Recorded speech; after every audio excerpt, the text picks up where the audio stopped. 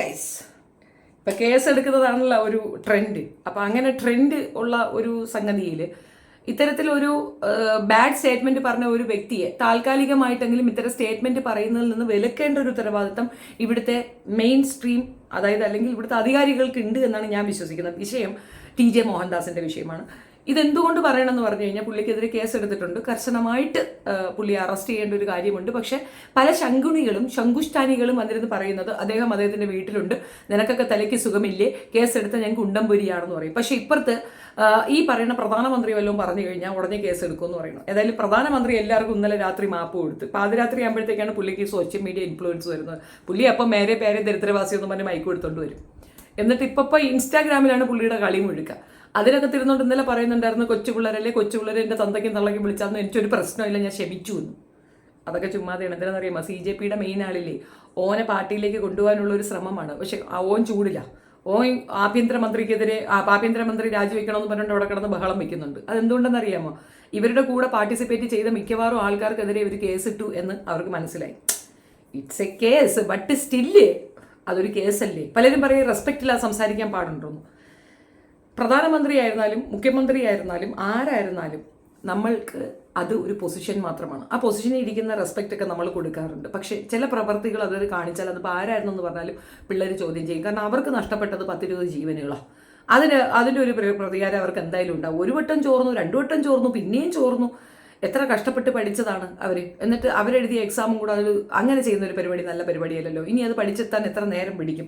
Anyway, എന്തായാലും അവർക്ക് അവരുടെ ലോജിക്ക്, മറ്റവർക്ക് മറ്റവരുടെ ലോജിക്ക്. ആ ഒരു വിഷയത്തിൽ എനിക്ക് വലിയ അഭിപ്രായങ്ങളില്ല. അത് ഞാൻ ഇനി കൂടുതൽ പറഞ്ഞാലും ശരിയാവത്തില്ല. അതുകൊണ്ട് CJPയുടെ വിഷയത്തിലേക്ക് ഞാനൊരു അഭിപ്രായം ഇപ്പം പറയത്തില്ല, പറയേണ്ട സമയത്ത് പറയും. നമ്മളിപ്പം വന്നത് TJ മോഹൻദാസിന്റെ ഒരു പുതിയ വീഡിയോ കണ്ടിട്ടാണ്. ഇങ്ങേർക്ക് ഇതൊന്നും കൊണ്ട് അടങ്ങിയൊന്നുമില്ല. പക്ഷേ ഇയാൾക്കെതിരെ കേസെടുത്ത ആ ഒരു വിഭാഗം തീർച്ചയായിട്ടും അയാളെ ഇത്തരത്തിലുള്ള ബാഡ് സ്റ്റേറ്റ്മെന്റ് പറയുന്നതെന്ന് വിലക്കുകയാണ് വേണ്ടത്. പഴയ ഇന്റർവ്യൂ ആണോ അല്ലയോ എന്ന് എനിക്കറിയത്തില്ല. ഞാനിത് കാണുമ്പോൾ സമയം നോക്കട്ടെ, 2 ദിവസം മുമ്പ് പോസ്റ്റ് ചെയ്തിരിക്കുന്ന ഒരു ഇന്റർവ്യൂ ആണ്. മില്ലനിയം TV കേരളയിൽ വന്ന ഒരു ഇന്റർവ്യൂ ആണ്. അപ്പോൾ അതിന്റെ കുറച്ച് ഭാഗങ്ങൾ നമുക്കൊന്ന് കേൾക്കാം. വളരെ കുറച്ച് ഭാഗങ്ങളെ. പ്രധാനമന്ത്രിയായിട്ടാണ്. അല്ല, അപ്പൊ ഈ നടക്കാനൊക്കെ നല്ലതാണ് എന്നുള്ളതുണ്ടോ? ഈ ജാതീയത മാറാത്തത് എന്താ? കേരളത്തില് മധുവിനെ തല്ലിക്കൊന്നു. കൊന്നവർക്കൊരു പ്രത്യേക മതമുണ്ട്. മധുവിനെ കൊന്നുകളഞ്ഞില്ലേ, ആൾക്കൂട്ട കൊലപാതകമല്ലായിരുന്നു ഇത്. ഇവിടുത്തെ സർക്കാർ സംരക്ഷിച്ചിട്ടാണ് മധുവിനെ തല്ലിക്കൊന്നത്. ആ ആദിവാസി ചെറുക്കനെ, അല്പം ബുദ്ധിപ്രമമുള്ളവനെ എല്ലാരും കൂടെ ചേർന്ന് കൊന്നതല്ലേ അതിനെ. ഈ അടുത്ത കാലത്തല്ല അതിന് ശിക്ഷ. ഏത് സർക്കാരിന്റെ സംരക്ഷണമായിരുന്നു? ഇതുപോലത്തെ സംഭവങ്ങളൊക്കെ എല്ലാ സ്ഥലത്തും നടക്കുന്നുണ്ട്. അത് ജാതിയുടെ പേരിൽ നടക്കുന്നുണ്ട്.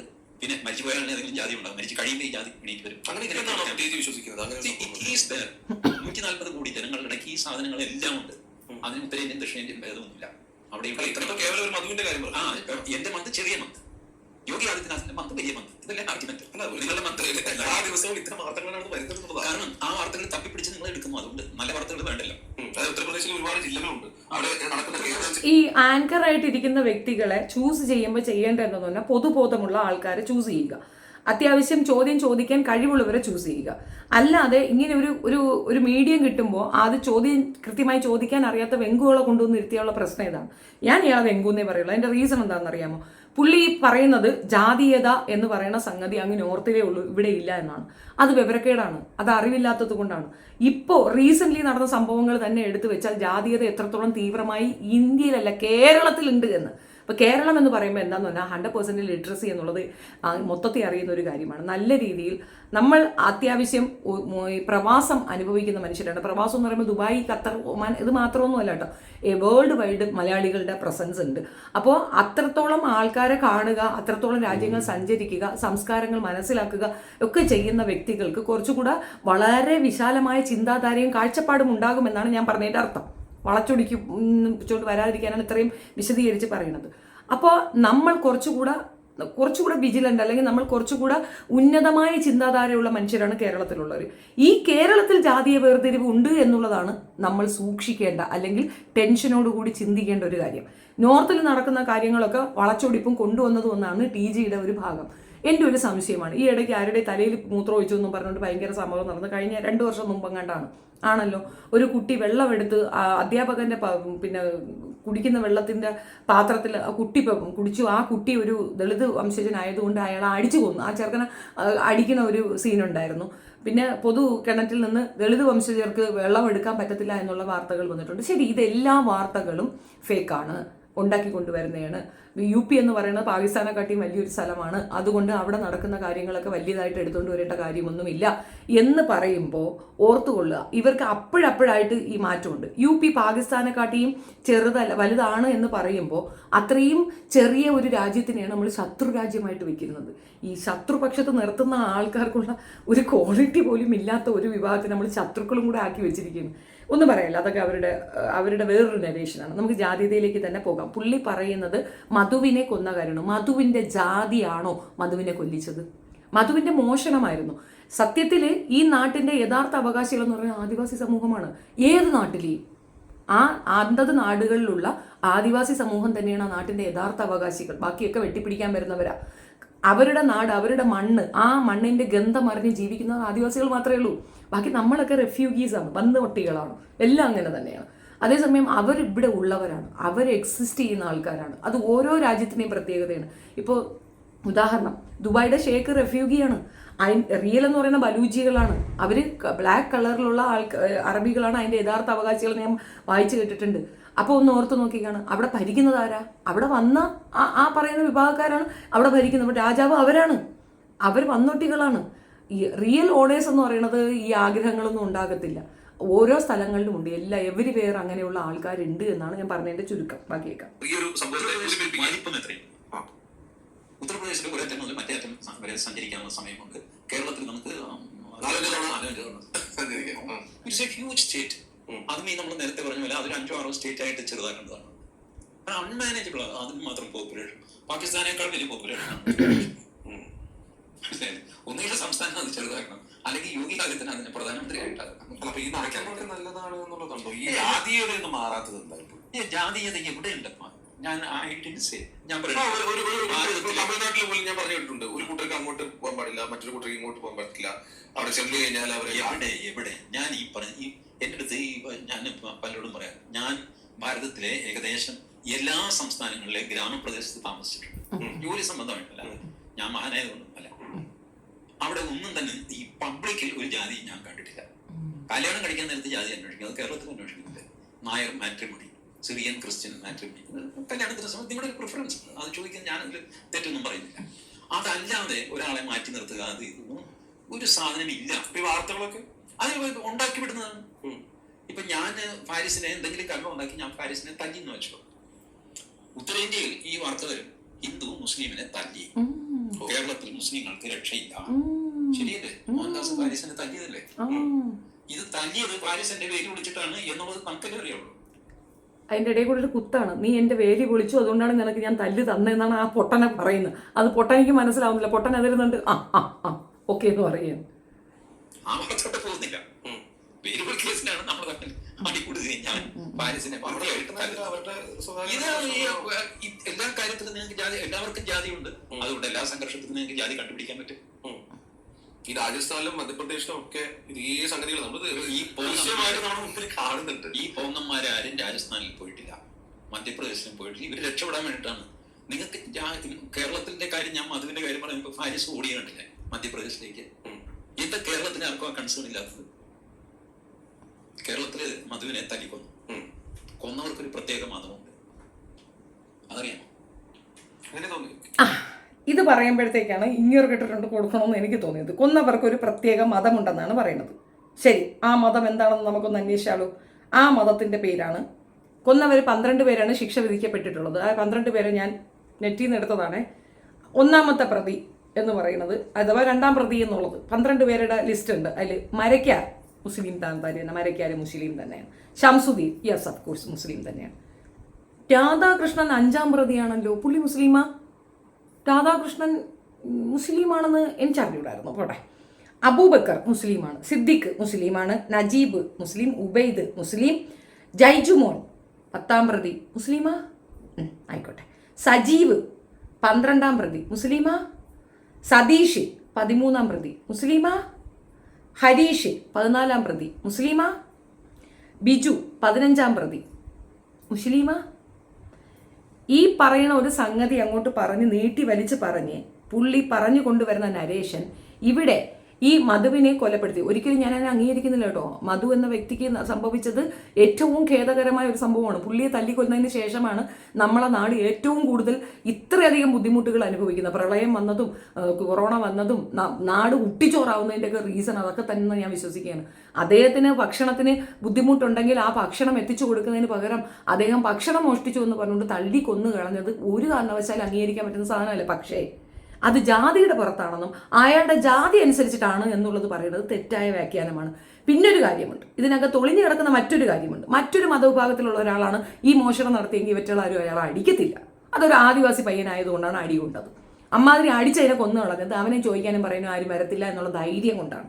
അത് സത്യമായ കാര്യമായിരിക്കും. പക്ഷേ അത് ജാതിച്ചണ്ടയല്ലായിരുന്നു. മോഷണ കുറ്റത്തിനാണ് അയാളെ അവർ തല്ലിയത്. അത് ശരിയാണോ തെറ്റാണോ എന്ന് അവരുടെ മനസാക്ഷിക്ക് വിടുന്നു. അവരെ അതിൽ നിന്ന് ഊരി വന്നാലും അവരുടെ മനസാക്ഷിക്ക് വിടുന്നു. ആ ഒരു ഇത് ആ വിധി നിർണ്ണയം അവരുടെ മനസാക്ഷിക്കാണ് ഞാൻ വിടുന്നത്. ബാക്കി കേൾക്കാം. മധുവിനെ കൊന്നവരുടെ മതം എന്നെടുത്ത് നോക്കാം. ആ തരത്തിലേക്കൊക്കെ എക്സ്പ്ലോസീവ്. ബട്ട് കേരളത്തിൽ അത് ഉപയോഗപ്പെട്ടില്ല. അതിനുള്ള നന്ദി ഹിന്ദു ഗ്രൂപ്പ്സിനോട് അറിയിക്കുന്നില്ല. കേരളത്തിൽ അതെടുത്ത് വെച്ച് അങ്ങോട്ട് ഉപയോഗിക്കാൻ പറ്റുന്ന ഒരു സാഹചര്യം ഉണ്ടായിരുന്നു. ഈ മധുവിന്റെ മരണം വെച്ചിട്ടേ ഒരു ആദിവാസി പയ്യനെ കൊന്നു കളഞ്ഞു, മുസ്ലിങ്ങളാണ് കൊന്നതെന്ന്. അപ്പോൾ ഈ 12 നമ്പറിലുള്ള ബാക്കിയുള്ള ലിസ്റ്റിലുള്ളവന്മാരെയും കൂടെ അവർ ഇതുപോലെ മതത്തിൽ ചേർക്കണമായിരുന്നു. സുന്നത്തല്യാണം നടത്തിയിട്ടേ വേദത്തിൽ ചേർത്തിട്ടുണ്ടായിരുന്ന എജ്ജ് പറയണെല്ലാം പോയിന്റ് അളിയാണ്. അല്ലെങ്കിൽ എൻ്റെ പോയിന്റ് വെറും വേസ്റ്റാണ്. മനസ്സിലായില്ലേ? എൻ്റെ പോയിന്റ് വെറും മൊണ്ണ ന്യായമാണ്. ഇതാണ് ഇവരുടെ നരേഷൻ. ഇത് UP-യിലോ മറ്റോ ആയിരുന്നെങ്കിൽ ഇവർ കത്തിച്ചേന. കാരണം നമ്പർ ഓഫ് പീപ്പിൾ അതിനകത്തുണ്ട്. അപ്പോൾ അത്രയും പേര് കൂടുതലുണ്ടെങ്കിൽ അവരാണ് അയാളെ കൊന്നത്. അപ്പോൾ ബാക്കിയുള്ളവരെന്തിനാ തല്ലിയത്? അവിടെ ആർക്കൊക്കെ കടയുണ്ടായിരുന്നോ അവരെല്ലാവരും കൂടെ ചേർന്നാണ് തല്ലിയിട്ടുള്ളത്. അതേപോലെ തന്നെ ഇസ്ലാമിൽ നിന്നൊരു പെണ്ണ് അവരുടെ ഭാഗത്തേക്ക് പോയി അവളെ കഴുത്തറുത്ത് കൊന്നു കളഞ്ഞു ഇപ്പോൾ ഈ റീസെൻ്റ്ലി. അതിനെപ്പറ്റി ഇവിടെ ചർച്ചയില്ല. വിഷകലയൊന്നും മിണ്ടൂല. മണി മിണ്ടുന്നത് ചുപ്പിസ്ഥാൻ. അതേസമയം തിരിച്ചാണെങ്കിൽ സിറിയെ കൊണ്ടുപോകാൻ കെട്ടിയതാ, ആട് വയ്ക്കാൻ കൊണ്ടുപോകാൻ കെട്ടിയതാ, കൊണ്ടുപോകുന്ന വഴിക്ക് ആ വണ്ടി നൂറിനിറങ്ങി വീണതാ, എന്തെല്ലാം പറയും. നിങ്ങളാണ് ഈ നാടിനെ കുട്ടിച്ചോറാക്കുന്നത്. അതാണ് മനസ്സിലായത്. ഒരു വിഭാഗം അത് മനഃപൂർവ്വം ചെയ്തതാണോ? അവര് വിഭാഗമായതുകൊണ്ടൊന്നുമല്ല. അവരത് മധു ആദിവാസി ആയതുകൊണ്ട് ചെയ്തതുമല്ല. അത് അങ്ങനെ സംഭവിച്ചു. വേറൊരു മതക്കാരനായിരുന്നെങ്കിലും അവരെ കൊല്ലുമായിരുന്നു. അവരെ കൊല്ലാൻ ആലോചിച്ച് അങ്ങനെ ആക്രമിച്ചു. അങ്ങനെ ചർച്ച വന്നില്ല. അങ്ങനെ ചർച്ച വന്നില്ല. കേരളത്തിലെ ഒരു അജണ്ട ഉണ്ടല്ലോ. അതായത് മുസ്ലിം പിന്നെ ഹിന്ദു പിന്നോക്ക ദളിത് വിഭാഗം ഇവർ തമ്മിൽ ഒരു ഐക്യപ്പെടാനുള്ള കാരണം അതായത് അതിനുവേണ്ടി ശ്രമിക്കുന്നതാണ്. മുസ്ലിങ്ങൾക്ക് തന്നെത്താനെ കേരളം പിടിച്ചെടുക്കാൻ സാധ്യമല്ല. അപ്പൊ അതിന് വേണ്ടത് ഹിന്ദുക്കളിലെ ദളിത് പിന്നോക്ക വിഭാഗങ്ങളെ കൂടെ എടുക്കുക. അപ്പൊ അതിനായിട്ട് ഈ ജാതി ഇങ്ങനെ കത്തിച്ചു നിർത്തണം. അല്ലെ, ഇപ്പൊ എന്നെ ആരും ഒന്നും ചെയ്യുന്നില്ല കേട്ടോ, ഇപ്പൊ നിന്നെ ചെയ്യുന്നില്ല. പക്ഷെ 19-ാം നൂറ്റാണ്ടിൽ നിന്റെ അപ്പൂപ്പനോട് ചെയ്തതോ അത് മറക്കാം. അതാണല്ലോ ചെയ്യുന്നത്. അപ്പൊ 19-ാം നൂറ്റാണ്ടിൽ ഇങ്ങനെ ചെയ്തിരുന്നു എന്ന് പറഞ്ഞുകൊണ്ട് ഇവനിൽ ഒരു പെർസിക്യൂഷൻ തന്നെയാണ് ഉണ്ടാകുന്നത്. ഈ പറഞ്ഞ സാധനമാണ് ഇയാളെ എതിർക്കാനുള്ള ഒരു കാര്യം. 19-ാം നൂറ്റാണ്ടിൽ ചെയ്തു എന്ന് പറയുന്നു. 2025 എന്ന് പറയുന്ന 19-ാം നൂറ്റാണ്ടാണോ? ഈ കാലഘട്ടത്തിൽ നടന്ന 1-2 കാര്യങ്ങൾ പറയാം. ഇപ്പോൾ ഈ ദേവസ്വം ബോർഡിന്റെ ആൾക്കാരെന്ന് പറയുന്നത് എല്ലാവരും ബ്രാഹ്മണന്മാരായിരിക്കത്തില്ല, അല്ലാത്ത കുറച്ച് താഴ്ന്ന വിഭാഗത്തിലുള്ള ആൾക്കാരായിരിക്കും. എനിക്ക് പറയണ തന്നെ ഷെയിമാണ് കേട്ടോ. ഈ ഒരു വിഭാഗീയത പറയണ തന്നെ എനിക്ക് ഇഷ്ടമില്ലാത്ത ഒരു കാര്യമാണ്. അത് കുറച്ചുകൂടെ വിജിലൻ്റ് ആയിട്ട് പറയാം. ഈ മതവിശ്വാസത്തിൽ തന്നെ ഉള്ള ഒരു കാര്യമാണ് ഈ ജാതീയ വേർതിരിവ്. അത് ഇല്ലാണ്ടാക്കാൻ അല്ലെങ്കിൽ ആ വേർതിരിവ് ഇല്ലാണ്ടാക്കാൻ ഇസ്ലാമിയർ വിചാരിച്ചാൽ നടക്കത്തില്ല. അത് വിചാരിക്കേണ്ടത് ഹിന്ദു മതവിശ്വാസികൾ തന്നെയാണ്. നിങ്ങളുടെ മതവിശ്വാസമാണ് അത് ചിന്തിക്കേണ്ടത്. അത് നിങ്ങളെ കൊണ്ട് ജമ്മത്തെടുത്ത് കളയാനും പറ്റത്തില്ല. ഒന്നാമത്തെ കാര്യം, ഇപ്പം നിങ്ങൾ എല്ലാ മതവിശ്വാസങ്ങളും വേദത്തിൽ അടിസ്ഥാനപ്പെടുത്തിയിട്ടാണ്. ഇപ്പം നമ്മുടെ വേദഗ്രന്ഥം എന്ന് പറയുന്നത് ഖുർആൻ, അതേപോലെ ക്രിസ്ത്യാനികളുടെ എന്ന് പറയുമ്പോൾ പഴയ നിയമം പുതിയ നിയമം ബൈബിൾ, അതാണ് അവരുടെ വേദഗ്രന്ഥം. പഴയതും പുതിയതും എന്നുള്ള രീതിയിലുള്ള ഉണ്ട്. പിന്നെ മത്തായി, ചോളമൻ അങ്ങനെയൊക്കെ കുറേ ഉണ്ടല്ലോ, അതൊക്കെ ഉണ്ടാകുമായിരിക്കും. എനിക്ക് എൻ്റെ ഡെപ്ത് അറിയത്തില്ല. എനിക്ക് പഴയ നിയമം പുതിയ നിയമം എന്നുള്ള ബൈബിളിക്കൽ വേദഗ്രന്ഥമാണ് അവർ വിശ്വസിക്കുന്നത്. ആയിക്കോട്ടെ, നമുക്കുള്ളത് ഖുർആൻ അപ്പുറം ഹദീസ്. ഇതൊക്കെയാണ്. അത് ഈ ഹദീസ് എന്ന് പറയുന്നത് ഇതുപോലുള്ള ഉപനിഷത്തുകൾ പോലുള്ള, അപ്പം ഹിന്ദു മതവിശ്വാസത്തിലെ വേദഗ്രന്ഥങ്ങൾക്ക് ശേഷം അതിൻ്റെയൊക്കെ ഒരു വ്യാഖ്യാനം കൊടുക്കുന്ന ഉപനിഷത്തുക്കൾ, അത് തന്നെയാണ് ഈ പറയുന്ന ഹദീസ്. യഥാർത്ഥത്തിലുള്ള വേദഗ്രന്ഥം എന്ന് പറയുന്നത് ഖുർആനാണ്. അതേപോലെ തന്നെ ഇവർക്കുമുണ്ട് 4 വേദഗ്രന്ഥങ്ങൾ ഹിന്ദു മതവിശ്വാസികൾക്ക്: ഋഗ്വേദം, അഥർവവേദം, യജുർവേദം, സാമവേദം. ഈ പറയുന്ന ഈ വേദഗ്രന്ഥങ്ങളുടെയൊക്കെ ബാക്കി ബാലൻസ് ഷീറ്റാണ് ബാക്കി വരുന്ന ഉപനിഷത്തുകൾ. ഇതിൽ ഋഗ്വേദം എടുക്കാം. ഋഗ്വേദത്തിൽ തീർച്ചയായിട്ടും വേദത്തിൽ ഈ പറയുന്ന കാര്യങ്ങളുണ്ട്. ഇത് ജാതീയത വ്യത്യാസമുണ്ട്. അതേപോലെ കൃഷ്ണൻ പറഞ്ഞതാണ് ഈ പറയുന്ന ജാതി എൻ്റെ സൃഷ്ടിയാണെന്ന്. അത് അദ്ദേഹം തന്നെ പറയുന്നുണ്ട്. ഇവർ പറയുന്ന ഹിന്ദുമത വിശ്വാസത്തിൽ 4 വേദങ്ങൾ, 4 പോർഷനേ ഉള്ളൂ. വേദങ്ങളല്ല, 4 സെക്ഷനേ ഉള്ളൂ. ക്ഷത്രിയൻ, വൈശ്യൻ, ശൂദ്രൻ, ബ്രാഹ്മണൻ. അതിൽ ബ്രാഹ്മണനാണ് ഏറ്റവും ക്രെഡിബിലിറ്റി ഉള്ളത്. ബാക്കിയൊക്കെ അവരുടെ അണ്ടറിൽ അവരെ സേവിക്കാനുള്ളവരാണ്. നല്ലവിടെ ബ്രാഹ്മണനെ സേവിച്ചു കഴിഞ്ഞാൽ സ്വർഗത്തിൽ പോകാമെന്നാണ്. അതും അടുത്ത ജന്മത്തിൽ ബ്രാഹ്മണ സ്ത്രീയായിട്ട് ജനിക്കും. പിന്നെ അടുത്ത ജന്മത്തിൽ ഇങ്ങനെ കുറേ complications. I don't want to go with that thing. പക്ഷേ വേദത്തിലാണ് ഈ സാധനം പറഞ്ഞിട്ടുള്ളത്. പ്രത്യേകം പറഞ്ഞിട്ടുള്ളത് ഋഗ്വേദത്തിലാണ്. ഋഗ്വേദത്തിൽ പറഞ്ഞിരിക്കുന്ന, വിശദീകരിച്ചിരിക്കുന്ന ഈ ജാതീയത ഇവരെങ്ങനെ ഇല്ലാതാക്കും? സനാതനധർമ്മം എന്ന് പറയുന്നത് ഈ പറയുന്ന വേദഗ്രന്ഥങ്ങളുടെ അടിസ്ഥാനത്തിലാണ്. 4 വേദങ്ങൾ. ഈ 4 വേദഗ്രന്ഥങ്ങളിൽ സനാതനധർമ്മം എന്ന് പറയുന്നത് ഒരിക്കലും മാറ്റാൻ പറ്റാത്തൊരു സനാതനം എന്ന വാക്കിന്റെ മീനിങ് തന്നെ ഒരിക്കലും മാറ്റി നിർത്താനോ അത് ഒരിക്കലും ആർക്കും ചേഞ്ച് ചെയ്യാൻ പറ്റാത്തൊരു സംഗതിയാണ്. ചേഞ്ചസേ പറ്റത്തില്ല. ഇപ്പൊ ഖുർആൻ അങ്ങനെ പറയത്തില്ല, ആർക്കും മാറ്റാൻ പറ്റത്തില്ല എന്ന് പറയുന്നത് പോലെ ഒരു സംഗതി തന്നെയാണ് ഇത്. എല്ലാ മതവിശ്വാസങ്ങളിലും ഇതൊക്കെ തന്നെയാണ്, മാറ്റാൻ പറ്റത്തില്ല. ബൈബിളിക്ക് വേർഷനാണ് അവർ കുറച്ചുകൂടെ ഫോർവേഡഡ് ആയിട്ട് പഴയ നിയമം പുതിയ നിയമം അവരെങ്കിലും തിരുത്തിയിട്ടുണ്ട്. ഇത് ബാക്കി ആർക്കും അത് പറ്റത്തില്ല. അപ്പം അങ്ങനെ മാറ്റാൻ പറ്റാത്ത ഒരു സംഗതി ഋഗ്വേദത്തിൽ എക്സിസ്റ്റ് ചെയ്യുമ്പോൾ ഹൗ ക്യാൻ യു ചേഞ്ച്? ഇനി 2025 നടന്ന വിഷയത്തിലേക്ക് വരാം. ഇവിടെ ശബരിമല തന്ത്രി കണ്ടർമണ്ടറാണ് തന്ത്രി. പക്ഷേ അവിടുത്തെ ശാന്തി നിയമനം എന്ന് പറഞ്ഞാൽ വർഷത്തിൽ ഒരിക്കലേ ഉള്ളൂ. 1 വർഷത്തേക്ക് മാത്രമാണ് അവിടെ നിയമിക്കുന്നത്. ആ നിയമനത്തിൽ മറ്റൊരു ജാതി വിശ്വാസത്തിലുള്ള ആൾ അവിടെ കേട്ടത്തില്ല. അതായത് ഈഴവ കമ്മ്യൂണിറ്റിയിലുള്ള ഒരാൾ അതിന് ആപ്ലിക്കേഷൻ കൊടുത്താൽ കയറ്റൂല. അവർക്ക് ഉന്നത കുലജാതര് മാത്രമേ അവിടെ പറ്റുള്ളൂ. യഥാർത്ഥത്തിൽ ഇതിനെതിരെ ഒരു അഫിഡവിറ്റ് പോയിട്ടുണ്ട്. എന്തുകൊണ്ട് അവരെ കയറ്റില്ല എന്നുള്ളൊരു എക്സ്പ്ലനേഷൻ കോടതിയിൽ കൊടുക്കാൻ പറ്റും. കോടതിയിൽ ഒരു എക്സ്പ്ലനേഷൻ സർക്കാർ കൊടുത്തിട്ടുണ്ട്. എന്താണെന്ന് അറിയാമോ? ബ്രാഹ്മണർ എന്ന് പറയുന്നത് സ്പെഷ്യൽ ക്ലാസ്സുകാരാണ്. അവർ ശാന്തി എവിടെ നടത്തിയാൽ മതി. അതിൻ്റെ ഒപ്പം തന്നെ സർക്കാർ കൊടുത്ത മറ്റൊരു അഫിഡവിറ്റാണ്. അതെന്താണെന്ന് അറിയാമോ? ഈ പറയുന്നത് ആദിവാസി ക്ഷേത്രം എന്നാണ് അറിയപ്പെടുന്നത്. ആദിവാസി ക്ഷേത്രമാണ് ശബരിമല. അങ്ങനെയുള്ള ഒരു ക്ഷേത്രത്തിൽ അവിടെ ശാന്തിക്ക് ഇരിക്കേണ്ടത് ആരായിരിക്കണം? ആദിവാസികൾ തന്നെയല്ലേ വേണ്ടേ? അതിൽ പുലയ സമുദായത്തിലുള്ള ഈഴവ കമ്മ്യൂണിറ്റിയിലുള്ളവരൊക്കെ കൊടുത്തു. നല്ല ഹൈ ക്വാളിറ്റി ഡിഗ്രി ഉള്ളവർ, MPhil പഠിക്കുന്നവർ, അതുപോലെ ഡോക്ടറേറ്റിന് ഇത് പഠിക്കുന്നവരൊക്കെ അവരൊക്കെ കൊടുത്ത ആപ്ലിക്കേഷനൊക്കെ റിജക്റ്റ് ചെയ്യപ്പെട്ടു. പറ്റൂല, അവിടെ ഇന്ന ആളെ പറ്റുള്ളൂ, ഇന്ന ക്ലാസ്സേ പറ്റുള്ളൂ. അതേപോലെ കോടതിയിൽ വിസ്താരം നടക്കുമ്പോൾ മണ്ടറ വിളിച്ച് അവിടെ കൊണ്ടുവന്ന് നിർത്തി. എന്നിട്ട് പുള്ളിയുടെ അടുത്ത് ചോദിച്ചിരുന്നു, വിദ്യാഭ്യാസ യോഗ്യതയുടെ ക്വാളിഫിക്കേഷൻ ഒരു സെർച്ച് ചെയ്യാൻ വേണ്ടിയിട്ട് ഈ കോടതിയിലേക്ക് ജഡ്ജി ചോദിച്ചൊരു ചോദ്യമുണ്ട്. ആ ചോദ്യം കേട്ടതും ഇയാൾ പറഞ്ഞ ഉത്തരം കേട്ടതും ജഡ്ജി എന്നെ അന്തം വിട്ടുപോയി. ഈ ഒരു വേദത്തിനെ പറ്റിയും യാതൊരു ഗ്രാഹ്യമോ 10 പൈസയുടെ വിവരമോ ഇല്ല. ഇതിനേക്കാൾ നല്ല വൃത്തിയായിട്ട് ഇപ്പോൾ സുമാർ അഴിക്കോട് എന്ന് പറയാം, അദ്ദേഹം ഈഴവ കമ്മ്യൂണിറ്റിയിലുള്ളതാണ്. അദ്ദേഹം എഴുതിയാണ് തത്വമസി. അത്രയും വൃത്തിയായിട്ട് സംസ്കൃതം പഠിക്കുകയോ സംസ്കൃതത്തിനെ ബേസ് ചെയ്തിട്ടുള്ള ലേഖനങ്ങൾ എഴുതാനോ പുസ്തകം എഴുതാനോ ഒന്നും കഴിവില്ലാത്തവരാണ് ഇവർ. ഇവർ ഈ ജാതിയെ ഇല്ല, ജാതി വ്യവസ്ഥ ഇല്ല, വേണ്ട എന്നാണ് ഇയാൾ പറയുന്നത്. 2025 ജാതി ഇല്ല എന്നാണ് പറയണമെങ്കിൽ ഞാൻ സമ്മതിക്കാൻ തയ്യാറാണ്. ഇവിടെ നമ്മൾ തൊഴിലുറപ്പിന് പോകുന്നുണ്ടല്ലോ, ഒത്തിരി പേര് പോകുന്നുണ്ട്. ഏതെങ്കിലും ഒരു ആത്തോലമ്മ തൊഴിലുറപ്പിന് ഇറങ്ങി വന്ന് നിങ്ങൾ കണ്ടിട്ടുണ്ടോ? എന്താ ഇവിടെ ഏറ്റവും കൂടുതൽ ക്ലാസ് വിഭാഗമായിട്ട് അവരെ നമ്മളങ്ങ് അക്സെപ്റ്റ് ചെയ്ത് വെച്ചിരിക്കുന്നത് ഒരു ബ്രാഹ്മണക്കുന്നവർ. എന്ത് സെക്ഷനാണ് അത്? അവർക്ക് എന്താണ് അവരുടെ സ്പെഷ്യാലിറ്റി? അതിനേക്കാൾ പിന്നെ പൈസ കൊണ്ട് ഇപ്പോൾ ഫിനാൻഷ്യലാണ് സാമ്പത്തികമാണ് ഒരാളുടെ ക്വാളിറ്റി അല്ലെങ്കിൽ ക്രെഡിബിലിറ്റി നിശ്ചയിക്കുന്നതെങ്കിൽ സാമ്പത്തിക അടിസ്ഥാനത്തിൽ ഇതിനേക്കാൾ ഉന്നതിയിൽ നിൽക്കുന്നവരില്ലേ? ഇവിടെ എന്തുകൊണ്ട് സമരങ്ങൾ നടന്നു? സമരങ്ങളിൽ എന്തുകൊണ്ട് ഈ ഈഴവ കമ്മ്യൂണിറ്റിയിലുള്ള ആൾക്കാർ ഇറങ്ങി നിന്നു? അവർ ആദ്യമായിട്ടൊരു വാഹനം വാങ്ങുമ്പോൾ അദ്ദേഹത്തിന് ആ വാഹനത്തിൽ കൂടെ ഈ പറയുന്ന അമ്പലത്തിന്റെ മുന്നിൽ കൂടെ യാത്ര ചെയ്യാൻ പറ്റാത്തൊരു സാഹചര്യം ഉണ്ടായി. അദ്ദേഹത്തിന്റെ ഡ്രൈവർ ഒരു നായരായിരുന്നു. അയാൾക്ക് ആ വാഹനത്തിൽ പോകാൻ പറ്റും, പക്ഷെ ആ വാഹനത്തിന്റെ ഓണറായ അദ്ദേഹത്തിന് ഇറങ്ങി പോകാൻ പറ്റാത്തൊരു സാഹചര്യം വന്നു. അപ്പോൾ അദ്ദേഹത്തിനെ ഇറക്കി മാറ്റി നിർത്തി വണ്ടി കറങ്ങി വന്ന് പട്ടിയും പൂച്ചയും നടക്കുന്ന വഴി കൂടെ അദ്ദേഹം പോകേണ്ട ഒരു ഗതികേട് വന്നു. അങ്ങനെയാണ് ഈ പറയുന്ന TP മാധവ ഇതിനെതിരെ ശക്തമായി നിലകൊണ്ടത്. തൻ്റെ അച്ഛനെ നേരിട്ട ബുദ്ധിമുട്ടാണ് അദ്ദേഹത്തിനെ കൊണ്ട് അത് ചെയ്യിച്ചത്. അന്ന് അദ്ദേഹത്തിന് സപ്പോർട്ടീവായി നിന്നത് ഈ പറയുന്ന അലി സഹോദരങ്ങളിൽ ഒരാളാണ്. ആ പ്രമേയം അങ്ങോട്ട് വെക്കുകയാണ് കോൺഗ്രസിന്റെ മുമ്പിൽ. അപ്പോൾ പറ്റൂല, അത് എടുക്കത്തില്ല, സംസാരിക്കാൻ പറ്റത്തില്ല. പക്ഷെ അലി സഹോദരങ്ങളിൽ ഒരാൾ എന്നുകൊണ്ട് പറഞ്ഞില്ല, ഇത് എടുക്കണം, ഇത് എടുത്തേ മതിയാവുള്ളൂ, ഇത് സംസാരിക്കണം, ഇതിനു വേണ്ടി പ്രക്ഷോഭം നടത്തണം എന്ന് പറഞ്ഞു. ദളവാക്കുളങ്ങൾ ഇന്നും നമുക്കവിടെ എക്സിസ്റ്റ് ചെയ്യുന്നത് 19-ാം നൂറ്റാണ്ടിലാണെന്ന് പറയുകയാണ്. 19-ാം നൂറ്റാണ്ടിൽ നടന്ന കാര്യങ്ങളാണ് ഇതൊക്കെയെന്ന്. 2025 ആയിട്ടും ഇന്നും ഇതിനെ ചൊല്ലി കോടതിയിൽ ഒരു പ്രക്ഷോഭം നടക്കുന്നുണ്ടെങ്കിൽ ഇയാൾ പോയി കോടതിയിലല്ലേ പറയേണ്ട നമുക്ക് ജാതിയൊന്നുമില്ല, അത് ഹിന്ദു ആണെന്ന് ഇവരെന്തുകൊണ്ട് പറയുന്നില്ല? കഴക നിയമം വന്നില്ലേ കഴകക്കാരുടെ, അത് കൂടൽമാണിക്യ ക്ഷേത്രത്തിൽ. ഇപ്പൊ റീസെന്റ് നടന്ന സംഭവമാണ് പറയുന്നത്. ആകെ കിട്ടുന്ന 16,000 കുണുവയാണ്. ആ 16,000 കുണുവയ്ക്ക് വേണ്ടിയിട്ട് മാല കെട്ടാൻ പോയിരിക്കുന്നവന്റെ ഡിഗ്രി ക്വാളിഫിക്കേഷൻ എന്ന് പറഞ്ഞാൽ BCom, MCom, MPhil ഇതൊക്കെ പഠിച്ചവരാണ് അവിടെ അതിനിരിക്കുന്നത്. അത് ദേവസ്വം ബോർഡിന്റെ നിയമനമായതുകൊണ്ട് അവർക്ക് താല്പര്യം അതിന് പോയി നിൽക്കുന്നു. പക്ഷെ അവിടെ ഈഴവനാണെങ്കിൽ അവന് കിട്ടുന്ന ഒരു അക്സെപ്റ്റൻസ് അവിടെ പോയി നോക്കിയാൽ അറിയാം.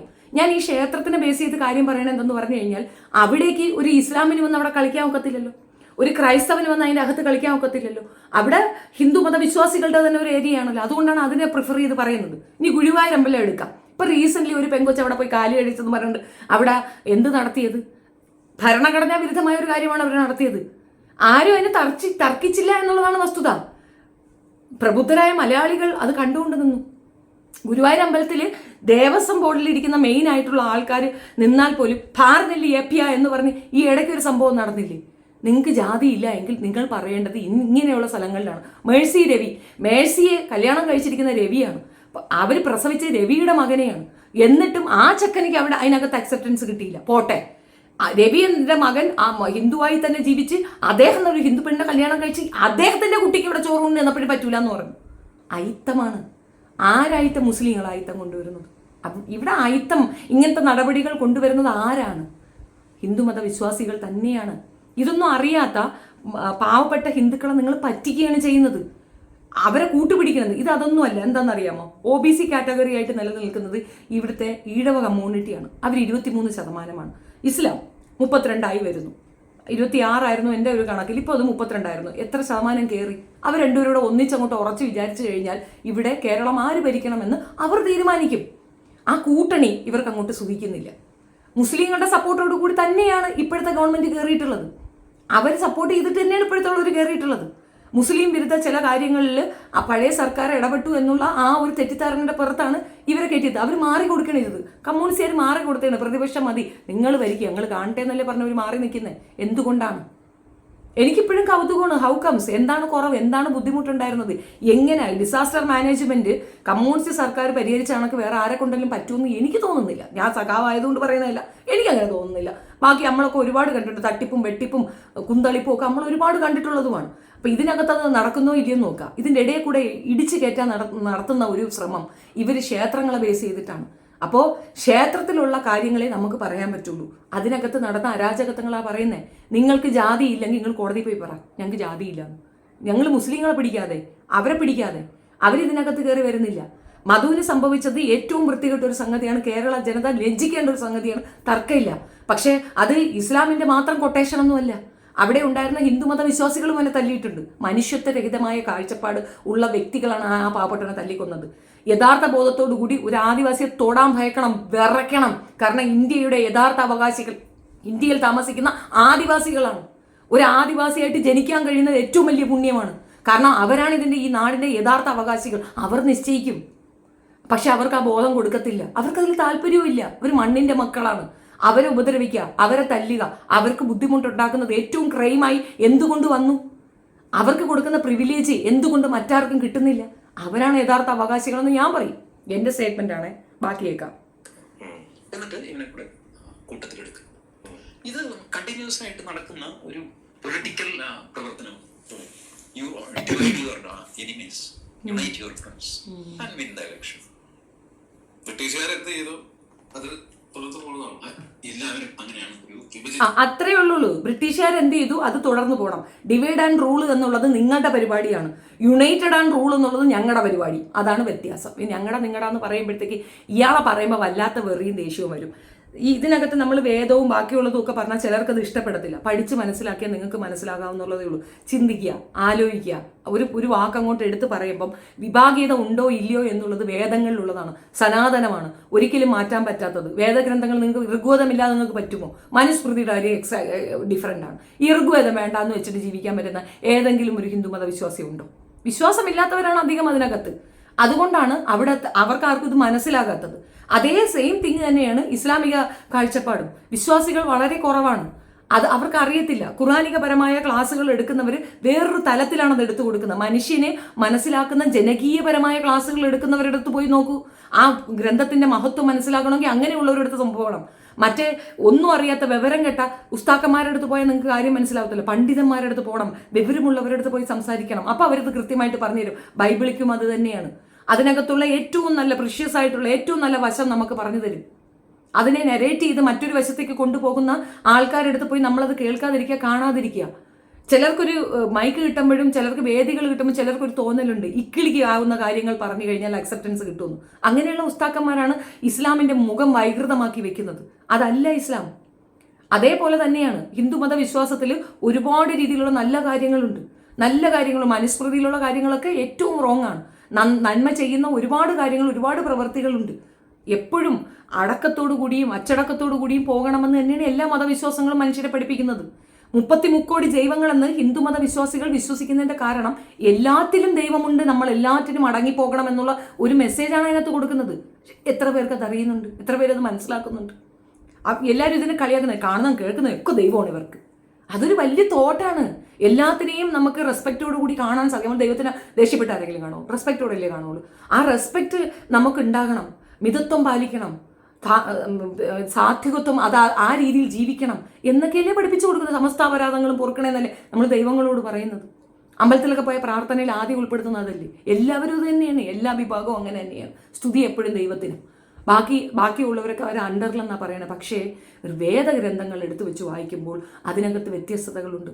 അത് വിശ്വസിക്കുന്നവർ ഇന്നും നമുക്കിടയിൽ എക്സിസ്റ്റ് ചെയ്യുന്നുണ്ട്. അതുകൊണ്ടാണ് വലിയ പോപ്പുലറായിട്ട് നിൽക്കുന്ന ദിയാകൃഷ്ണ ലെവലിലുള്ളവരൊക്കെ തന്നെ നായർ സദ്യ എന്ന് പറയുന്നതും എൻ്റെ ഭർത്താവ് ബ്രാഹ്മണകന്നു എന്ന് പറയുന്നതും ഒക്കെ.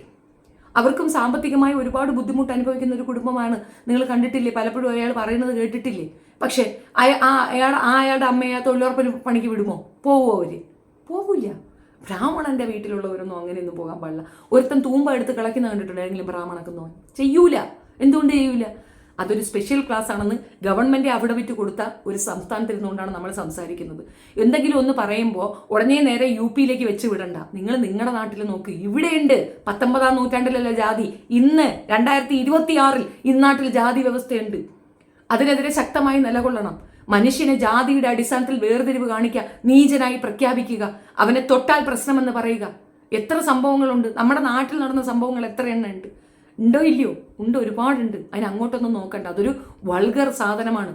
അതുണ്ടാകാൻ പാടില്ല. നമ്മുടെ ഭരണഘടന മുന്നോട്ട് വയ്ക്കുന്ന ആശയം ഏതാണ്? ജാതി, മത, വർണ്ണ, വർഗ ഒന്നിൻ്റെയും അടിസ്ഥാനത്തിൽ വേർതിരിവ് പാടില്ല. നമ്മളെല്ലാം ഈക്വൽ എന്ന ഏറ്റവും മഹത്തരമായ ഒരു മെസ്സേജാണ് ഈ ഭരണഘടനയിലുള്ളത്. അതനുസരിച്ച് അതല്ല ലോകരാജ്യങ്ങൾ നോക്കിക്കാണുന്ന, കൊതിയോടെ നോക്കുന്ന ഒരു ഭരണഘടന ഇന്ത്യക്ക് സ്വന്തമാണ്. നമ്മളത് ഭയങ്കര ബ്ലെസ്സിങ് ആയിട്ട് എടുത്ത് വയ്ക്കുന്നെങ്കിൽ നമ്മൾ അതിനകത്തൊരു നാണക്കേടുമുണ്ട്. അങ്ങനെ ഒരെണ്ണം കൊണ്ടുവരേണ്ട ഗതികേട് നമുക്കുണ്ടായി എന്നുള്ളതാണ്. ആ വിഭാഗീയത ഈ രാജ്യത്തുണ്ട്. ആ വിഭാഗീയതയാണ് പ്രശ്നം. അത് ഇവർ വന്നാൽ ഇവർക്ക് ആ വിഭാഗീയത ഉണ്ട് എന്നാണ് ഞാൻ പറഞ്ഞത്. എപ്പോഴുണ്ട് അത് നിങ്ങൾക്ക് പോകെ പോകെ മനസ്സിലാവും. ഇതിൻ്റെ ഒരു വിപുലമായ ഒരു സ്പീച്ചൊക്കെ നടത്തുകയാണെങ്കിൽ ഒത്തിരി പറയേണ്ടി വരും. ഞാൻ അത്രയ്ക്കൊന്നും പോകുന്നില്ല. എൻ്റെ സ്പീച്ച് ഞാനിവിടെ രത്നം ചുരുക്കുകയാണ്. എനിക്ക് പറയാനുള്ളത് ഇപ്പോഴത്തെ സർക്കാരിനോടാണ്. ഇത്രയധികം മോശമായ രീതിയിൽ തീവ്രമായ സ്ത്രീകൾക്കെതിരെ വൃത്തികെട്ട സ്റ്റേറ്റ്മെന്റ് പറഞ്ഞ ഈ വ്യക്തിയെ ഇതുവരെയും അറസ്റ്റ് ചെയ്യാതെയും അത് മറ്റുള്ളവർക്ക് ഒരു പാഠമാകുന്ന രീതിയിൽ പ്രസന്റ് ചെയ്യാതെയും ഇരിക്കുന്നത് എത്ര മോശപ്പെട്ട ഒരു പരിപാടിയാണ്. ഇത്രയും നമ്മുടെ 140 കോടി ജനങ്ങളിലെ സ്ത്രീകളെ ഒന്നടങ്കം അവഹേളിച്ച ഒരു വ്യക്തിയാണത്. സ്ത്രീകളെ ഒന്നടങ്കം അവഹേളിച്ചതാണ്. പക്ഷേ പ്രധാനമന്ത്രിക്കെതിരെ പറഞ്ഞവരെയെല്ലാം നോക്കി പിടിച്ച് കേസ് കൊടുക്കുന്നുണ്ട്. ഒളിവിൽ പോയിരിക്കുന്നു. ഇദ്ദേഹം ഒളിവിലൊന്നുമല്ല, ഇപ്പോഴും ഇരുന്നുകൊണ്ട് ഇന്റർവ്യൂ കൊടുക്കുകയാണ്. 2 days ബിഫോർ ഇയാൾക്കെതിരെ കേസ് രജിസ്റ്റർ ചെയ്യപ്പെട്ടിട്ടും അയാൾ ഇന്റർവ്യൂവിൽ അറ്റൻഡ് ചെയ്യുന്നുണ്ട്. അയാൾക്കെതിരെ അറസ്റ്റില്ല. BJP-ക്കാർ തള്ളി പറഞ്ഞ വ്യക്തിയും കൂടെയാണെന്ന് ഓർത്തോണം. എന്തടിസ്ഥാനമാണെന്ന് മനസ്സിലാവുന്നില്ല. ഇതൊക്കെ കോമൺ സെൻസിന് എഗൻസ്റ്റ് ആയിട്ടുള്ള സംഗതികളാണ്. നമ്മളിത് കണ്ടില്ല എന്ന് പോയി കഴിഞ്ഞാൽ നമ്മുടെ മനസാക്ഷിക്ക് ഒരു ഉത്തരവാദിത്വമുണ്ട്. ആ മനസാക്ഷിയുടെ പുറത്താണ് ഞാൻ പറഞ്ഞത്. കുറേ പോയിന്റ്സ് ഒക്കെ ഞാൻ എഴുതി വെച്ചിട്ടുണ്ടായിരുന്നു. അതൊക്കെ മറന്നുപോയി. എന്നാലും പറയുന്നത് ജാതിയില്ല എന്നും ജാതിയുടെ അടിസ്ഥാനത്തിൽ വേർതിരിവില്ല എന്നും ഒക്കെ പറയുമ്പം ഏതെങ്കിലും ഒരു പോയിന്റിൽ അദ്ദേഹത്തിന് പിടിക്കുമെന്നുള്ളത് കൊണ്ടാണ് അദ്ദേഹം ഈ ജാതി കോളം ഇതിനകത്തുണ്ട്, അത് മാറ്റണ്ടേ എന്ന് പേപ്പറുകളിൽ വരുമ്പോഴത്തേക്ക് നമുക്ക് വിവാഹത്തിന് മാട്രിമോണിയൽ പരസ്യത്തിലുണ്ടെന്ന് പറയുന്നത്. എന്തിനാ അവിടെ അങ്ങനെ വെക്കുന്നത്? ആണിന് പെണ്ണിനെയല്ലേ ഇത് ഇടുന്നത്? നിങ്ങളെന്തിനാ ജാതി നോക്കുന്നത്? ജാതി നോക്കണ്ടെന്നേ. ജാതീയത ഉണ്ട് എന്ന് ഒന്ന് സമ്മതിക്കുക. അത് മുസ്ലിങ്ങളല്ല അവിടെ കൊണ്ടുവരുന്നത്.